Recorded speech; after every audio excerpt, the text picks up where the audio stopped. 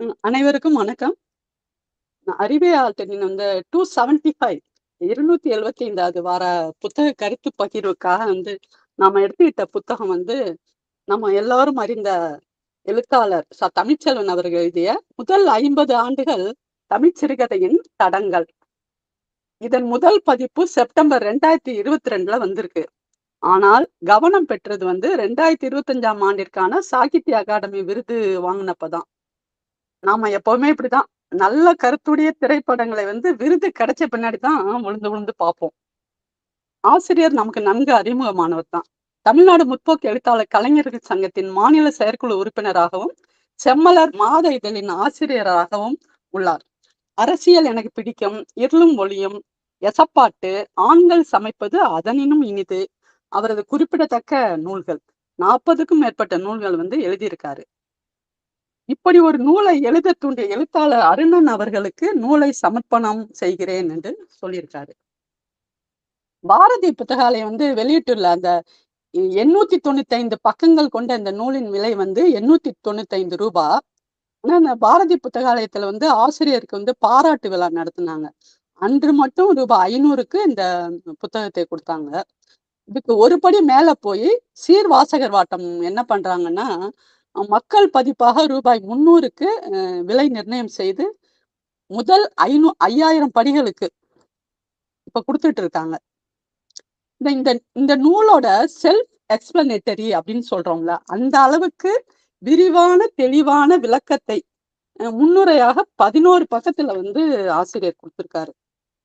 முதல் 50 ஆண்டுகள் அப்படிங்கிறத நாம 1920ஸ்ல இருந்து 1970s வரைக்கும் எடுத்துக்கலாம். வாவேசு ஐயரோட குளத்தங்கரை அரச மரம் கதை தான் சிறுகதையின் வரலாற்றை துவக்கி வைத்த முதல் சிறுகதை எனப்படுகிறது. பெண்கள் மனசு நோகும்படி ஏதாவது செய்ய தோணும் போது இனிமே இந்த கதையை நினைச்சு பார்த்துக்கங்க அப்படின்னு அந்த கதை முடியுது. குழந்தை திருமணம், வரதட்சணை இதுக்கு எதிராக பேசும் இந்த கதை சென்னை மாவட்ட நீதிமன்றத்தில் வழக்கறிஞராக பணியாற்றிய வஉசி ஐயர் எழுதியது. அவர் லண்டன் சென்று பாரிஸ்டர் பட்டம் பெற்றவர். பின்னர் சுதந்திர போராட்ட வீரராகவும் மாறியிருக்காரு. அடுத்து வரவரு மாதவையா. தமிழ் சிறுகதை வரலாற்றின் முதல் மூவர் என அப்படின்னு சொன்னாக்க அது வாவேசு ஐயர், மாதவையா, பாரதி 3 பேரும் தான் 1925 வரைக்கும் அவங்க எழுதியிருக்காங்க. அந்த காலகட்டத்தை சிறுகதை வரலாற்றின் முதல் கட்டம் அப்படிங்கிறோம். மாதவையா சாதி எதிர்ப்பு, இந்து மத சீர்கேடுகளை சாடுதல், பெண் கல்வி, ஆண் பெண் சமத்துவம், விதவா விவாகம் என முற்போக்கு படைப்புகளை முன்வைத்தவர். இப்ப அவரு 1925ல இதெல்லாம் எழுதியிருக்காரு.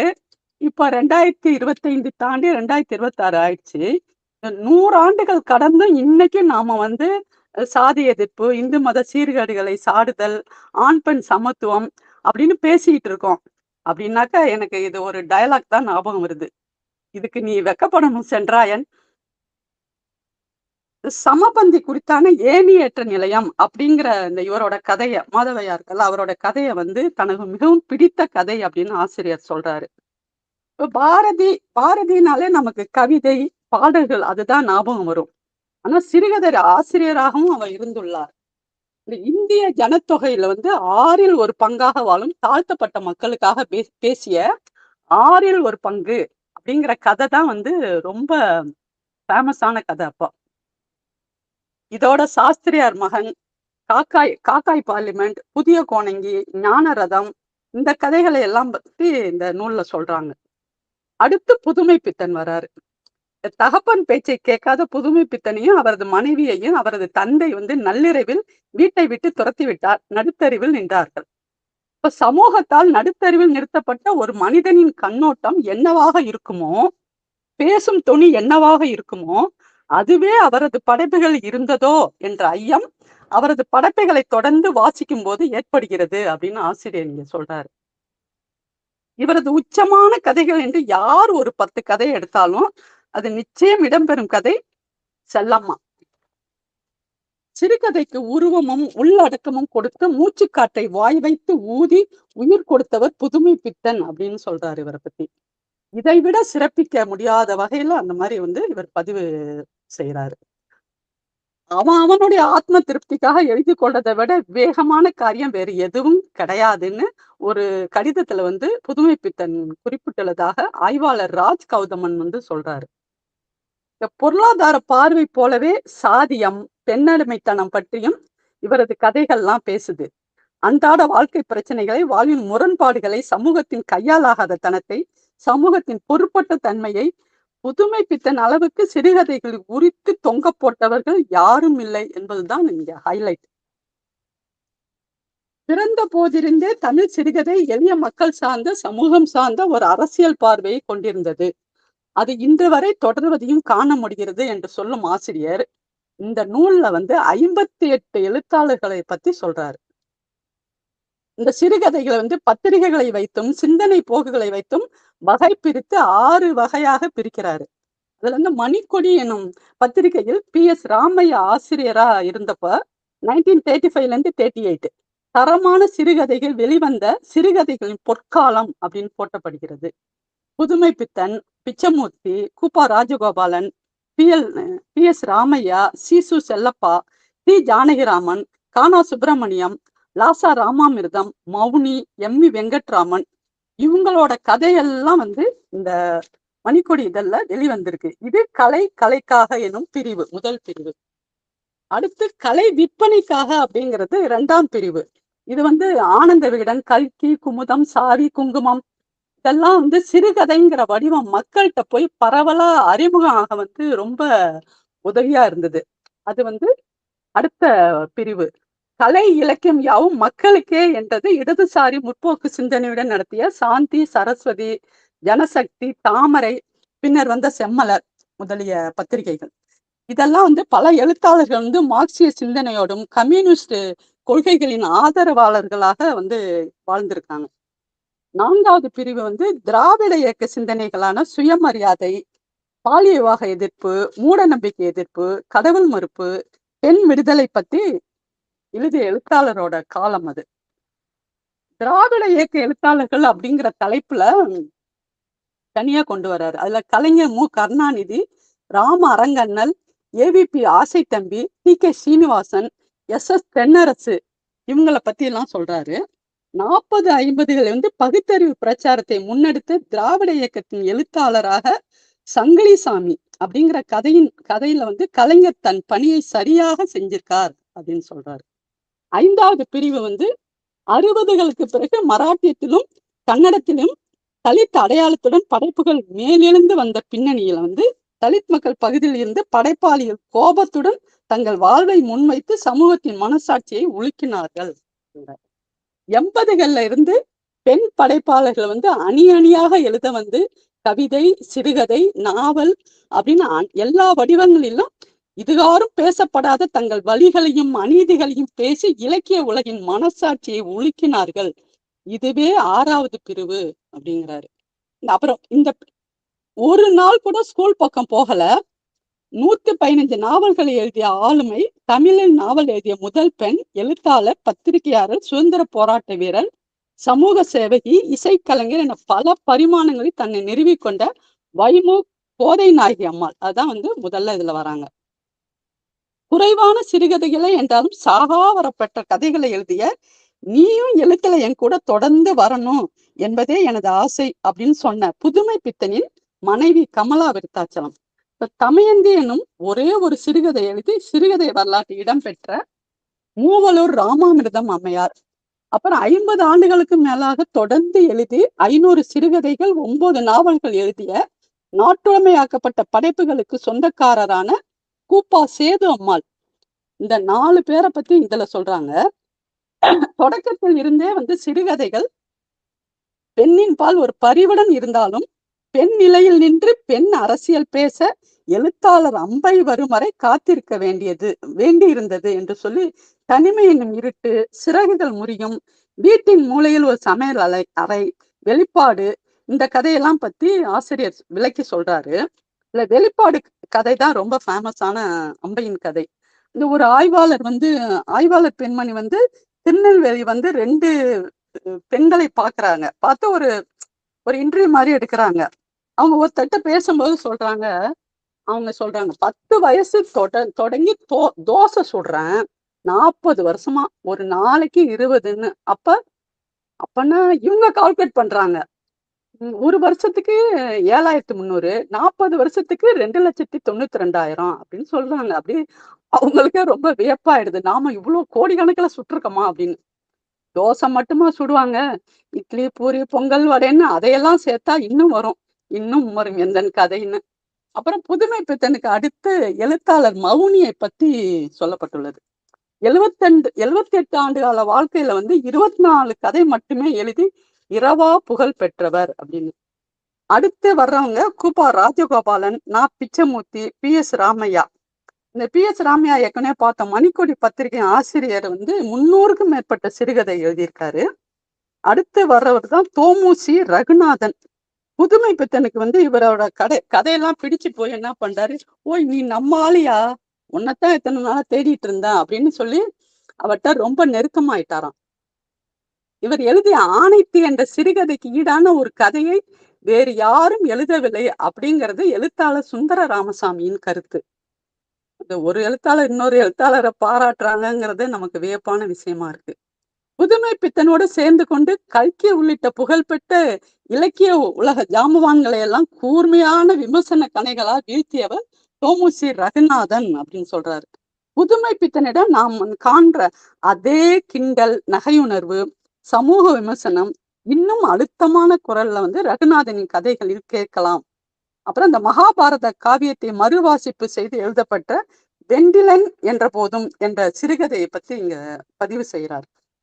அடுத்த அறிஞர் அண்ணா 100க்கு மேற்பட்ட சிறுகதைகள் எழுதியவர். அவரது முதல் சிறுகதையான கொக்கரக்கோ வந்து 1934 ஆனந்த விகடன்ல வெளியானது.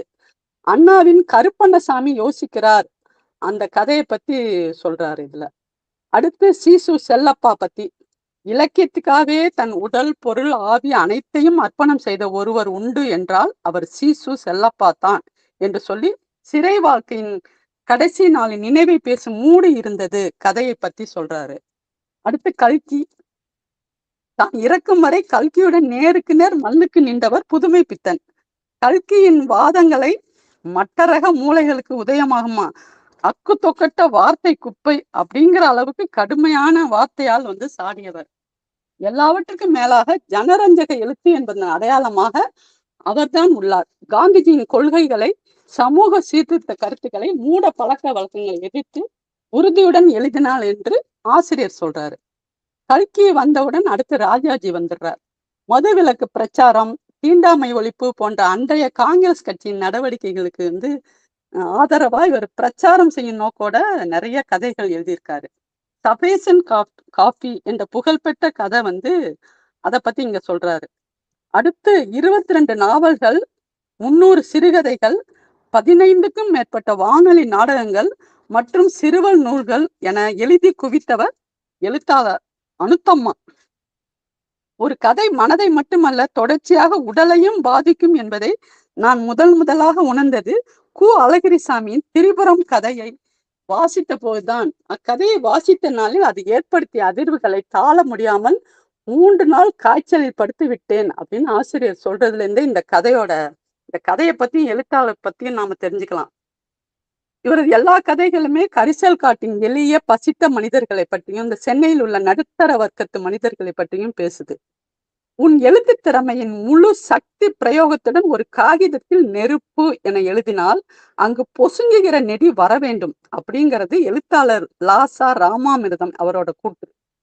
இப்படித்தான் இந்த கட்டுரை வந்து ஆரம்பமாகுது. அபூர்வ ராகம், கரைப்பட்ட இலை, தரிசனம் போன்ற அவரின் கதைகள்லாம் இங்க சொல்லப்பட்டுள்ளது. லாசாராவின் சிறுகதை எல்லாமே சாவை பற்றியவேதான் அப்படின்னு கானாசு சொல்றாரு. ஒவ்வொரு கட்டுரையிலும் எழுத்தாளர்கள் பத்தி சொல்லும் போது அவர்களது வாழ்க்கை குறிப்பையும் சேர்த்து ஆசிரியர் சொல்றாரு. அதுக்கு அவர் சொல்ற காரணம் என்னன்னா, படைப்பாளியை பார்க்காதே என்ற ஒரு வாதம் இலக்கிய உலகில் உண்டு. ஒருவரின் அரசியலை புரிந்து கொள்ள படைப்பை மட்டும் பார்த்தால் போதாது. அவர் வாழ்ந்த வாழ்க்கை, படித்த படிப்பு, நட்பு வட்டம், பொருளாதார நிலை, வாழ்ந்த இடம், பொது வாழ்வுடன் அவருக்கு இருந்த தொடர்பு போன்றவை ஒரு வாசகருக்கு தெரிய வேண்டும் அப்படின்னு சொல்லி ஒவ்வொரு கட்டுரையிலையும் அந்த எழுத்தாளோட சிறுகதையை பத்தி, ஒரு பிரபலமான சிறுகதையை பத்தி சொல்லும் போது அவருடைய வாழ்க்கை குறிப்பையும் சொல்றாரு. இருப்பவனை பத்தி எழுதி அவன் பணத்துக்கு உண்மை இரையாவதை விட இல்லாதவனை பத்தி எழுதி அவன் அன்புக்கு உண்மை இரையாவதை மேல் என்ற கொள்கையுடன் 40 ஆண்டு காலம் எழுதியே பலரின் தூட்டுதலுக்கும் சிலரின் போட்டுதலுக்கும் ஆளானவர் விந்தன் அப்படின்னு அவரோட நண்பர் பரமசிவம் சொல்றாரு. கம்பீரமான தன் உடலையும் உள்ளத்தையும் குடியாலும் கஞ்சா புகையாலும் மெல்ல மெல்ல தானே சிதைத்து கொண்டு வருங்கால எழுத்தாளர்களுக்கு எல்லாம் ஒரு எச்சரிக்கையாக தன்னை அமைத்து கொண்டவர். சமூகத்தின் பார்வையில் குற்ற செயல் புரிந்து பிழைப்பவர்கள் போன்ற விளிம்பு நிறை மனிதர்களை அக உலகை கதை பரப்பில் விரித்த ஒப்பற்ற படைப்பாளி என்று நாகராஜன் பத்தி சொல்றாரு. சுமார் 200 சிறுகதைகளும் 50 நாவல்களும் 20க்கும் மேற்பட்ட கட்டுரை தொகுப்புகளும் கவிதைகள் நேர்காணல்கள் என எழுதி குவித்தவர். 5ஆம் வகுப்பு வரையே படித்த முழுமையான எழுத்தாளர், சுய சிந்தனையாளர் எனும் ஜெயகாந்தன். சக்தி வைத்தியம் எனும் சிறுகதை தொகுப்புக்காக சாகித்ய அகாடமி விருது பெற்றவர். 100க்கும் மேற்பட்ட சிறுகதையை எழுதிய ஜானகிராமன். சென்னை மற்றும் ஹைதராபாத் இங்கு உள்ளவர்களை கதை மாந்தர்களாக கொண்டு மத்திய தர மக்களை அவங்களை பற்றிய படைப்புகளுக்கு சொந்தக்காரர் அசோகமித்திரன். 272 சிறுகதையை எழுதியவருக்கு அப்பாவின் சிநேகிதர் அப்படிங்கிற சிறுகதை தொகுப்புக்காகவே 96ல சாகித்ய அகாடமி விருது வழங்கப்பட்டுள்ளது. 100க்கும் மேற்பட்ட சிறுகதை எழுதிய இந்திரா பார்த்தசாரதி நவீன இலக்கிய உலகில் 50 ஆண்டு காலம் இடையறாது இயங்கிய பேராளுமை சுந்தர ராமசாமி அடுத்து இடம்பெற்றுள்ளனர். நிறைய எழுத்தாளர்கள் பிறந்த ஊர் தஞ்சாவூர் மாவட்டம் என்றே உள்ளது. என்னோட பிறந்த ஊர் கூட தஞ்சாவூர் தான்.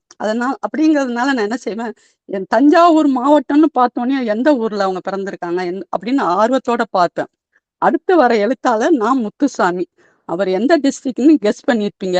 அவரும் தஞ்சாவூர் மாவட்டம் தான். இதுக்கு பின்னால ஒருத்தர் வராரு, தஞ்சை பிரகாஷ்னே. எனக்கு என்ன தோணுதுன்னா, தஞ்சாவூர்ல பிறந்தவங்க எல்லாம் எழுத்தாளர் ஆயிட்டாங்க போல, நாம மட்டும்தான் வாசகரா இருக்கோம். அப்புறம் பகுதி 2, இது வரைக்கும் பகுதி 1. பகுதி 2ன்னு 70ஸ்ல வந்த எழுத்தாளர்கள் பத்தி சொல்றாரு. அதுலதான் வண்ண நிலவன், பா ஜெயப்பிரகாசம், பூமணி, வண்ணதாசன், இன்குலாப், அடுத்து நம்ம பிரபஞ்சன், லிங்கன், சா கந்தசாமி, நாஞ்சில் நாடன், ராஜநாராயணன், கந்தர்வன், இவர்கள் எல்லாம் இந்த காலகட்டத்துல கோலோச்சியவர்கள். இந்த நூல்ல ஒரு இடத்தில் சொல்லப்பட்டுள்ளது, அமெரிக்க சிறுகதைகளின் முன்னோடியான எட்கல் ஆலன்போ சிறுகதைக்கான இலக்கணமாக சிலவற்றை சொல்லி சென்றார். அதில் ஒன்று, சிறுகதை என்பது ஒரே அமர்வில் வாசித்து முடிப்பதாக இருக்க வேண்டும். உட்கார்ந்தா படிச்சு முடிச்சுட்டு தான் எழுந்திருக்கணும் அப்படிங்கிற மாதிரி. சிறுகதையின் தடங்கள் நூலை படிக்கும் போது இந்த உணர்வு தான் ஏற்படுகிறது. நாம் விரும்பி படிக்கும் எழுத்தாளர்கள், பிரபலமான எழுத்தாளர்கள், சமரசம் செய்து கொள்ளாத எழுத்தாளர்கள், விமர்சனத்துக்கு ஆளான எழுத்தாளர்கள், போற்றப்பட்ட எழுத்தாளர்கள், இவர்களது சிறுகதைகள் பற்றியும் சுருக்கமான அவர்களது வாழ்க்கை வரலாற்றை பற்றியும் அறிய இந்நூல் நல்ல வாய்ப்பாக உள்ளது. இப்ப மருத்துவர் சிவராமன் சொல்றார், பேசும்போது அதை சாப்பிடாத இதை சாப்பிடாதுன்னு சொல்றாருல, அப்ப என்ன தோணும்னா, ஒரு நாள் இவர் பின்னாடியே போய் வீட்டுல இவர் என்னதான் சாப்பிடுறாருன்னு பார்க்கணும்னு தோணும்ல. அது போலதான் இப்படியெல்லாம் எழுதுறாங்களே இந்த எழுத்தாளர்கள், இவங்க நிஜ வாழ்க்கையில எப்படி இருப்பாங்க அப்படிங்கிற பாக்குற ஆவல் வாசகனுக்கு இயல்பா எழும். அந்த குறையை இந்த நூல் நீக்குகிறது. நாம் அனைவரும் படிப்பதற்காகவே விருது பெற்றது போல் உள்ள இந்த நூலை நாம வாசிப்போம். சிறுகதையின் தடங்களை போற்றுவோம். நன்றி.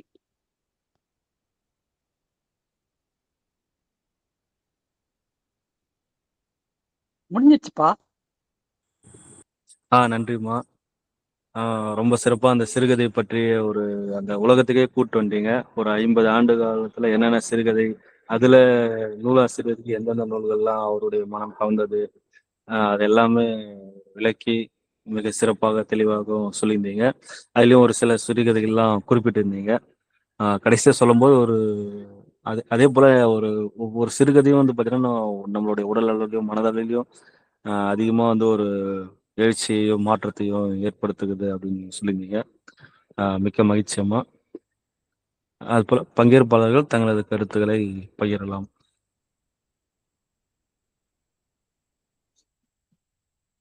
லலிதா மேம், மீண்டும் ஒரு முறையாக வணக்கம். வணக்கம். வணக்கம், சொல்லுங்க. டக்குன்னு முடிச்சிட்ட மாதிரி இருக்குது. நிறைய 50 வருஷம்லாம் ஓடிடுச்சு. 50 வருஷம் ஓடிடுச்சு. ரொம்ப நிறைவா இருந்ததுங்க மேம். நிறைய எழுத்தாளர்கள் பத்தி தெரிஞ்சிட்டோம். இப்ப நான் நடந்தாய் வாழி காவேரி புத்தகம் இப்ப படிச்சுட்டே இருக்கேன். தி ஜானகிராமன், சிட்டி பாபு எழுதியிருக்காங்க இல்லையா? நீங்க தஞ்சாவூர்காரவங்க எல்லாம் எழுத்தாளர்களா இருக்காங்க அப்படின்னு சொன்ன உடனே எனக்கு மைண்ட் அங்கதான் போணுச்சு. ரொம்ப சந்தோஷமா இருந்தது.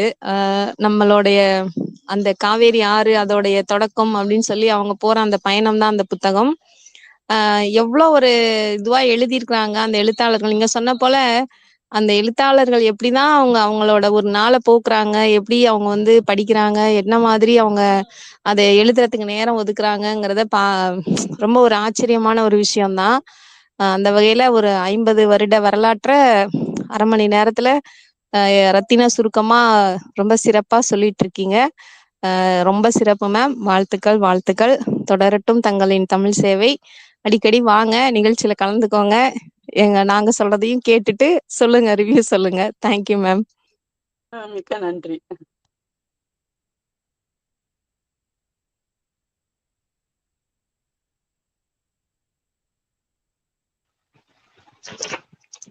வணக்கம் மேடம்.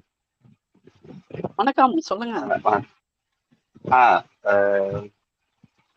நான் வந்து நீங்க கிட்டத்தட்ட ஒரு 2 மணி நேரம் பேசுவீங்கன்னு நினைச்சேன் நான் இன்னைக்கு. ஏன்னா அந்த புத்தகம் வந்து ரொம்ப பெரிய புத்தகம். அது நான் இப்பதான் அதுல ஆர்டர் பண்ணியிருக்கேன். நீங்க சொன்னீங்களா அந்த 300 ரூபாய்க்கு ஒரு அந்த புத்தகத்தை வெளியிட்டு இருக்காங்க அப்படின்னு சொல்லிட்டு, அது இன்னும் வரலைங்க. ஆர்டர் பண்ணிருக்கேன். 16ஆம் தேதிக்கு அப்புறமா தரேன்னு சொல்லியிருக்காங்க. அவ்வளவு பெரிய புத்தகத்தை நீங்க எப்படி இவ்வளவு அரை மணி நேரத்துல அதோட மொத்த இதுவுமே சொல்லி முடிச்சிட்டீங்க. ரொம்ப சிறப்பா. அது ரொம்ப கஷ்டம் தாங்க. அவ்வளவு பெரிய புத்தகத்தை வந்து அதோட முக்கியமான விஷயங்களை வந்து நீங்க கவர் பண்ணிட்டீங்கன்னு நினைக்கிறேன். அதுல என்ன இருந்தது அப்படின்னு சொல்லிட்டு அது இன்னும் படிக்கல. கண்டிப்பா படிச்சுட்டு ஒரு தடவை நம்ம அதை பற்றி மறுபடியும் பேசுவோம். நன்றி. அதான் வந்து 895 பக்கங்கள்னு சொல்றோம் இல்லையா? நிறைய கதைகள்லாம் அதுல சொல்லியிருக்காரு. அதுல படிக்கும்போது நம்ம ஏற்கனவே படிச்ச கதையெல்லாம் நமக்கு தெரியும், தெரியாத கதையெல்லாம் நிறைய வந்திருக்கு. அதை படிக்கும்போது நிறைய கதைகளையும் பத்தி தெரிஞ்சுக்கலாம் நம்ம. ஹலோ, ஆ வணக்கம்.